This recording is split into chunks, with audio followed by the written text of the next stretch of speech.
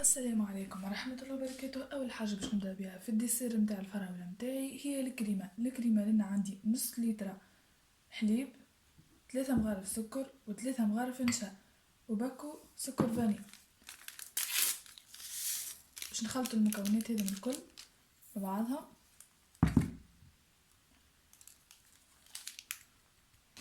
نحاولوا انه النشا يتحل بالكدا في الحليب باش ما يتكعبرش، ونطيبوهم على نار هادية، نار متوسطة. طيبوهم على نار متوسطة لين تعقد الكريمة متاعنا.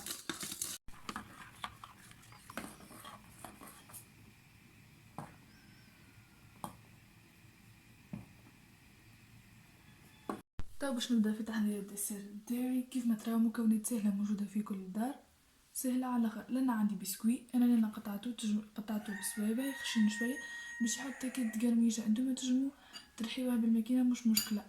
لان عندي الفريز باش نقطعو دي ترونش، وهذه الكريمه اللي طيبتها جست باش نحطوها تهدى شويه. كيف ما تراو ما تكونش خضرة على الاخر، تكون متوسطه. لنا خديت كيسين، انتم تنجمو تاخدو الكيسين اللي تحبوهم بالحجم اللي تحبوه.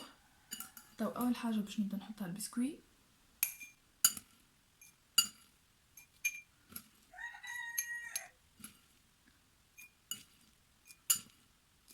الدسر هذا في صفيصه احمر وفي بريزونطابل على الاخر بالفراولة هكا حاجه بينهم مزيان.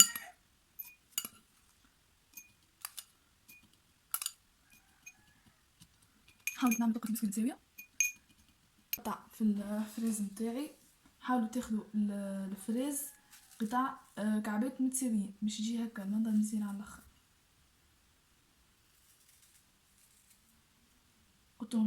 نقطعهم دي ترونش جوات.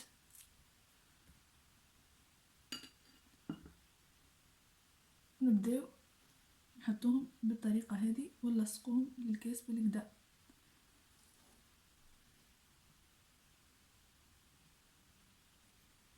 باش بعديك كي نصبوا الكريمه ياخذوا الفورمه.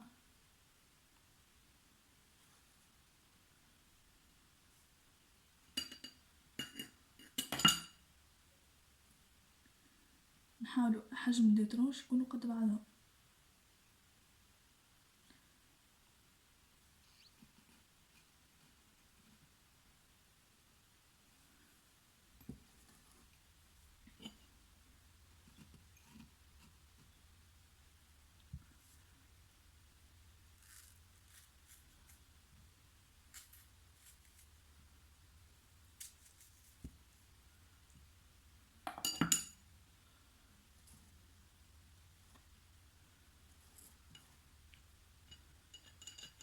نضيف قطعة أخرى.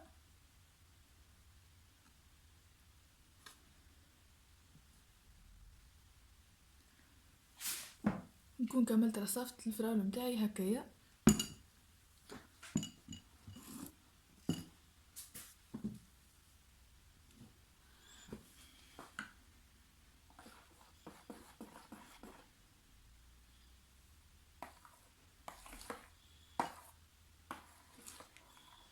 تو باش نصب الكريم. نصبه في الاول في الوسط. حاول اني الفريز متاعي ما نشوهوش من الشيره الاخرى من شيره البلاع. نصب من الوسط وهو الكريمه بعديك تو تدخل وتريقل امورها.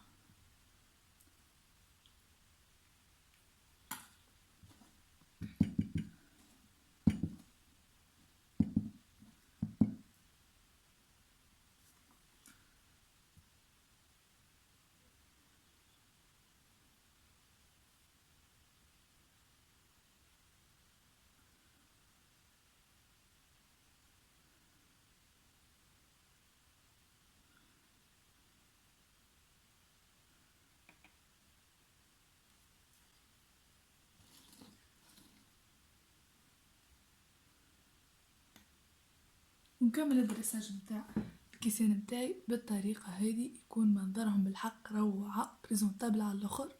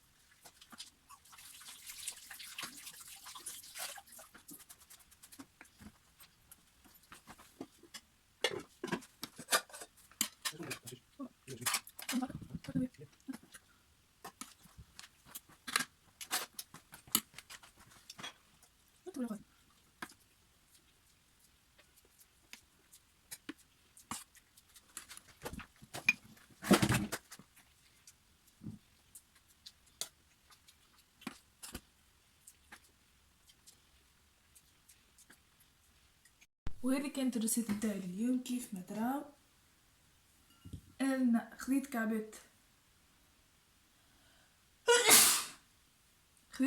فريز باش نحطهم بطريقة هذه. بيان سور بعد ما تبرد الكريمة. كعبة الفريز صغار، انتم تنجموا تاخذوا اللي تحبوا، تنجموا تعملوها تعملوا فيها جرح ومعناتها وتعملوها في طرف الكيس وتعملوها، والا تجرحوها وتعملوا ديكوراسيون اللي تحبوها انتم. انا نختار ديكوراسيون سهله على الاخر اون بليس مزيانه. كيف ما تراو الفراولو متاعنا بالحق عطاش طرف الكاس، حاجه سهله وخفيفه وفيسع وموجوده في كل دار المكونات متاعها. نتمنى ان الرسالة متاعي اليوم عجبتكم.